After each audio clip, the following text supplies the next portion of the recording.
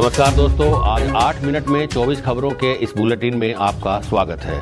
खबरें वो जिनसे आपका है सरोकार। विपक्षी दलों की तरफ से वैक्सीन को लेकर लगाए जा रहे आरोपों के बीच पंजाब सरकार ने यू टर्न लिया है। अब सरकार निजी अस्पतालों को वैक्सीन नहीं बेचेगी। पंजाब के स्वास्थ्य मंत्री ने कहा है कि जो वैक्सीन अब तक प्राइवेट अस्पतालों को दी गई है, उसका खर्चा काटने के बाद जो अतिरिक्त अमाउंट लिया गया है उसे भी वापस कर दिया जाएगा। सियासी पंडित कयास लगा रहे थे कि संतोष और राधा मोहन जब अपनी रिपोर्ट भाजपा पार्टी अध्यक्ष जेपी नड्डा को सौंपेंगे तो यूपी में कुछ बड़े बदलावों की घोषणा होगी, लेकिन ऐसा होने के बजाय पार्टी नेता बयान पर बयान देने लगे कि यूपी में कोई नया बदलाव नहीं होगा।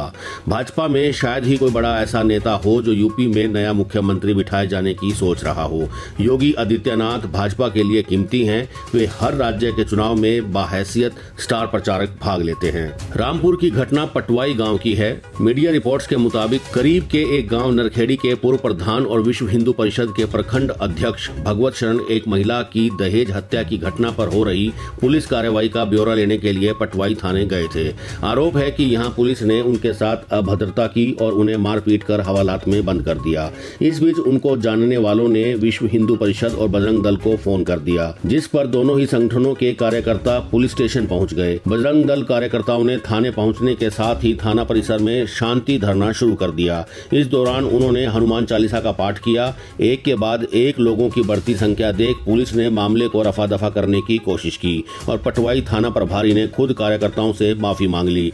इसके बाद हिंदू संगठनों के कार्यकर्ता लौट गए। मध्य प्रदेश के राजगढ़ में एक दिल दहला देने वाला मामला सामने आया है। यहाँ एक 80 साल की वृद्ध महिला को उसके 5 बेटों ने अपने पास रखने से मना कर दिया।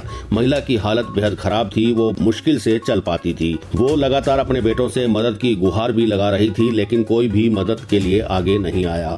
मदद की आस में वृद्धा पुलिस के पास गई। पुलिस ने पीड़िता की शिकायत सुनी और मौके पर पहुंचकर मामला सुलझाने का प्रयास किया, लेकिन ऐसा ना हो पाने की स्थिति में मामला दर्ज कर 3 बेटों को गिरफ्तार कर लिया गया है। टीवी डिबेट के दौरान एंकर ने जब टीकाकरण को लेकर बीजेपी प्रवक्ता गौरव भाटिया से पूछा कि सोशल मीडिया के जरिए भले ही अफवाहें फैलाई जा रही हों, लेकिन आपकी सरकार का काम इन अफवाहों को गाँव में फैलने से रोकना भी तो था। इसका जवाब देते हुए बीजेपी के गौरव भाटिया कहने लगे कि सपा प्रवक्ता को पहले जीरो की समझ बना लेनी चाहिए। बजट 3300 करोड़ का नहीं बल्कि 33,000 करोड़ का था। जो टीके अब तक मुफ्त में लगाए गए हैं वो उसी बजट से आए थे। गौरव भाटिया का ये भी कहना है कि अखिलेश यादव तो ये देखते हैं कि टीके से पहले अल्लाह का नाम लिया कि नहीं। सपा नेता मजहबी बयान दिए जा रहे हैं।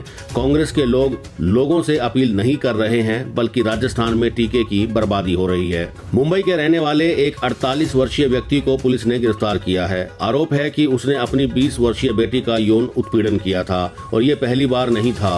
वो पिछले 2 साल से ऐसा कर रहा था। पुलिस के मुताबिक मामला तब सामने आया जब पीड़िता ने आप बीती अपने बॉयफ्रेंड को बताई। इसके बाद वो लड़का पीड़िता को लेकर पुलिस स्टेशन पहुंचा। पुलिस ने इस पर कार्रवाई शुरू कर दी है। पंजाब में चल रहे राजनीतिक संकट को खत्म करने के लिए नवजोत सिंह सिद्धू को एक बार फिर से राज्य में कैबिनेट मंत्री बनाया जा सकता है। दरअसल कांग्रेस ने पंजाब में सियासी खींचतान को खत्म करने के लिए एक फॉर्मूला तैयार किया है। सूत्रों की माने तो जहां ये साफ है कि राज्य में पार्टी और सरकार का चेहरा कैप्टन होंगे, तो वहीं आने वाले वक्त में कैबिनेट में नए मंत्री बनाए जा सकते हैं। फॉर्मूले के तहत सिद्धू को मंत्री पद और पार्टी में कोई भी बड़ी जिम्मेदारी दी जा सकती है। अभिनेत्री जूही चावला की ओर से दिल्ली हाई कोर्ट में मोबाइल फोन की 5G तकनीक को लेकर दायर की गई याचिका खारिज हो गई है। अदालत ने अभिनेत्री पर 20 लाख रुपए का जुर्माना भी लगाया है। कोर्ट ने कहा कि याचिका पब्लिसिटी के लिए दाखिल की गई थी। साथ ही लिंक शेयर करने को लेकर भी अभिनेत्री को कोर्ट ने फटकार लगाई है। साथ ही अदालत ने दिल्ली पुलिस को आदेश दिया है कि सुनवाई के दौरान गाना गाने वाले की भी तलाश की जाए। कांग्रेस के पूर्व अध्यक्ष राहुल गांधी ने आरोप लगाया है कि देश में करोड़ों लोगों के बेरोजगार होने के लिए केंद्र की मोदी सरकार ही जिम्मेदार है। उन्होंने पार्टी की ओर से बेरोजगारी के मुद्दे पर चलाए गए सोशल मीडिया अभियान के तहत केंद्र सरकार पर निशाना साधा। राहुल गांधी ने ट्वीट किया, अब की बार करोड़ों बेरोजगार, कौन जिम्मेदार? सिर्फ और सिर्फ मोदी सरकार। राजस्थान के पीबीएम हॉस्पिटल में सिलेंडरों के दबाव को कम करने की दिशा में लगातार प्रयास किए जा रहे थे। इसी दौरान कोविड अस्पताल का निरीक्षण करने पहुंचे जिलाधिकारी नमित मेहता ने देखा कि जब मरीज वॉशरूम के लिए जाता है या जब भोजन करता है तो उस समय ऑक्सीजन का फ्लो बंद नहीं किया जाता। इसको देखकर उन्होंने सोचा कि जब पूरा प्रदेश ऑक्सीजन की कमी से जूझ रहा है तो ऐसे में थोड़ा भी ऑक्सीजन बर्बाद नहीं होना चाहिए। उन्होंने ऑक्सीजन बचाने के लिए ऑक्सीजन मित्र नाम की एक योजना बनाई। इस योजना ने राजस्थान में ऑक्सीजन की कमी नहीं होने दी। थी।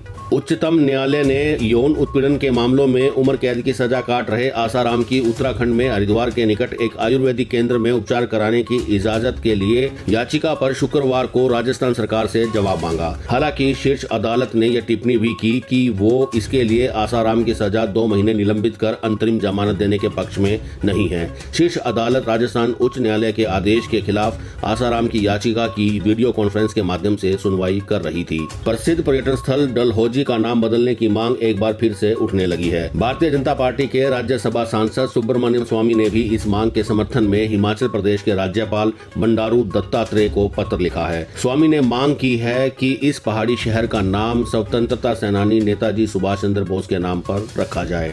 पंजाब के मुख्यमंत्री अमरिंदर सिंह ने कांग्रेस प्रदेश इकाई में चल रही कलह को दूर करने के मकसद से गठित समिति के समक्ष शुक्रवार को पहुंचकर अपनी बात रखी। पार्टी सूत्रों ने बताया कि अमरिंदर सिंह के इस कदम के साथ ही समिति के संवाद करने की कवायद पूरी हो गई है। अब वो आला कमान को अपनी रिपोर्ट सौंपेगी। समिति के सामने पेश होने के बाद मीडिया से अमरिंदर सिंह ने कहा कि 6 महीने बाद पंजाब में चुनाव है, इसलिए मैं आया और कई मुद्दों पर बात हुई, लेकिन विवादों के मुद्दे पर सवाल पूछे जाने पर उन्होंने कहा कि बैठक में जो हुआ वो मैं आपको नहीं बताऊंगा। महामारी काल में जिस तरह से भारतीय संस्कृति की उपादेयता स्वयं सिद्ध हुई है, उसके दृष्टिगत इसके सकारात्मक पहलुओं को समझना और इसके आचरण को विकसित करना अब सबके लिए जरूरी हो गया है। यदि हम लोग इसकी उपेक्षा करेंगे तो कहीं न कहीं इसके लिए हमें भारी कीमत भी चुकानी होगी। प्रकृति की अवहेलना करके मानव समुदाय जो समसामयिक कीमत चुका रहा है उसकी तरफ देखना होगा। मौसम विभाग का अनुमान है कि दक्षिण महाराष्ट्र से दक्षिण केरल तट तक निचले क्षोभमंडल स्तर में पश्चिमी हवाओं के मजबूत होने और अन्य अनुकूल कारणों से तेज हवाओं और गरज के साथ केरल, कर्नाटक और तमिलनाडु में बारिश हो सकती है। वहीं अगले 24 घंटे में केरल, तमिलनाडु और दक्षिणी आंतरिक कर्नाटक और तटीय कर्नाटक में अलग अलग स्थानों पर बहुत बारिश भी हो सकती है। केंद्रीय सतर्कता आयोग ने अधिकारियों के रिटायरमेंट के तुरंत बाद प्राइवेट जॉब ज्वाइन करने को गंभीर कदाचार कहा है। इस संबंध में सीवीसी ने एक ऑर्डर भी तैयार किया है। सीवीसी ने सभी केंद्र सरकार के विभागों के सचिवों को जारी आदेश में कहा है कि ये देखा गया है कि कुछ अवसरों पर सरकारी संगठनों से रिटायर्ड अधिकारी प्राइवेट सेक्टर के संगठनों में फुल टाइम जॉब ज्वाइन कर रहे हैं। ये भी देखने को मिला है कि इस तरह की ऑफर को स्वीकार करने से पहले संबंधित संगठनों के नियमों के तहत निर्धारित कूलिंग ऑफ पीरियड खत्म होने का इंतजार भी नहीं किया जाता। कोरोना संकट के चलते केंद्र सरकार ने पेंशनर्स को बड़ा तोहफा दिया है। डेथ सर्टिफिकेट देखकर परिवार के योग्य सदस्य को प्रोविजनल फैमिली पेंशन का क्लेम जारी कर दिया जाएगा। पेंशन और पेंशन भोगी कल्याण विभाग DOPPW के मुताबिक अगर पेंशनर्स की मृत्यु नॉन कोविड या कोविड के चलते होती है तो ज्यादा लंबी चौड़ी कागजी कार्रवाई के बिना क्लेम जारी कर दिया जाएगा। CCS पेंशन रूल्स 1972 के नियम 80A के तहत प्रावधान है कि कर्मचारी की सर्विस के दौरान मृत्यु पर प्रोविजनल फैमिली पेंशन तभी स्वीकृत की जाती थी जब पे एंड अकाउंट ऑफिस के पास पेंशन क्लेम से संबंधित कागज पहुंचते थे। पतंजलि आयुर्वेद के संस्थापक बाबा रामदेव ने एक टीवी चैनल को दिए इंटरव्यू में कहा है कि वे रुचि सोया के शेयर को समय के साथ 25% तक डाइल्यूट करेंगे। उन्होंने कहा कि इस बारे में जल्द ही आगे की जानकारी साझा करेंगे। बता दें कि बाबा रामदेव की रुचि सोया शेयर धारकों को सबसे ज्यादा फायदा पहुंचाने वाली कंपनियों में से एक है। पिछले एक हफ्ते में इसके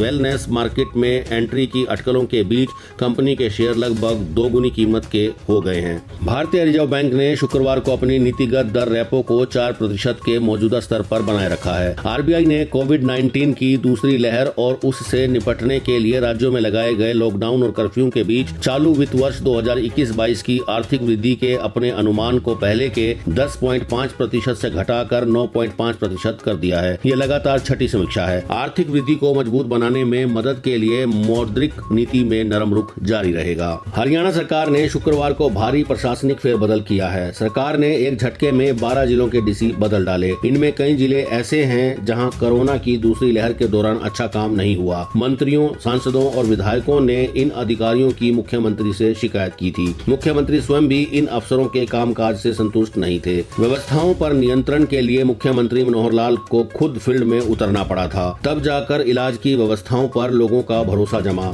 अगले कुछ जिलों में SP के तबादलों की सूची भी आने की संभावना है। मध्य प्रदेश उच्च न्यायालय द्वारा अपनी विभिन्न मांगों को लेकर 3 दिन पहले हड़ताल पर गए प्रदेश प्रदेश के 6 सरकारी मेडिकल कॉलेज के जूनियर डॉक्टरों को 24 घंटे में काम पर वापस लौटने के बृहस्पतिवार को दिए गए आदेश के कुछ घंटों बाद ही करीब 3000 जूनियर डॉक्टर ने सामूहिक इस्तीफा दे दिया। Madhya Pradesh junior doctors association के अध्यक्ष अरविंद मीना ने बताया कि राज्य सरकार ने तीसरे वर्ष के जूनियर डॉक्टर्स के एनरोलमेंट रद्द कर दिए हैं, इसीलिए अब हम परीक्षा में कैसे बैठेंगे।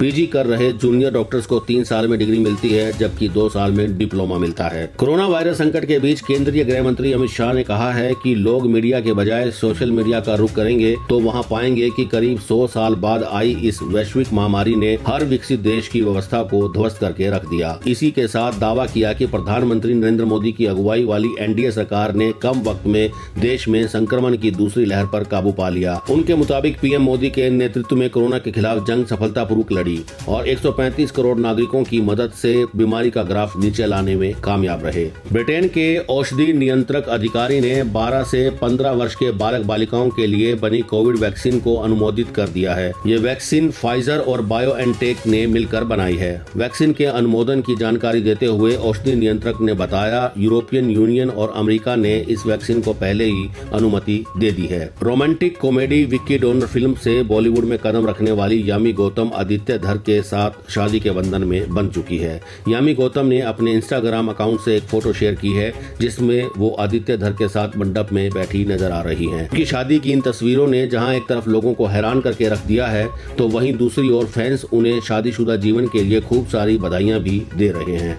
तो ये थी आज की 24 अहम खबरें। आप हमारी इस वीडियो को लाइक करें और हमारे इस चैनल को सब्सक्राइब करें। अगर आपको लगता है कि हम कम समय में आपके काम की और अच्छी खबरें आप तक पहुंचा रहे हैं तो वीडियो को शेयर जरूर करें। आप सब अपने परिवारजन के साथ हमेशा खुश और स्वस्थ बने रहें। अब आप अपने दोस्त रवि मोहन को दीजिए इजाजत। News and views with Ravi Mohan के अगले अंक में फिर मुलाकात होगी। जय हिंद, जय भारत।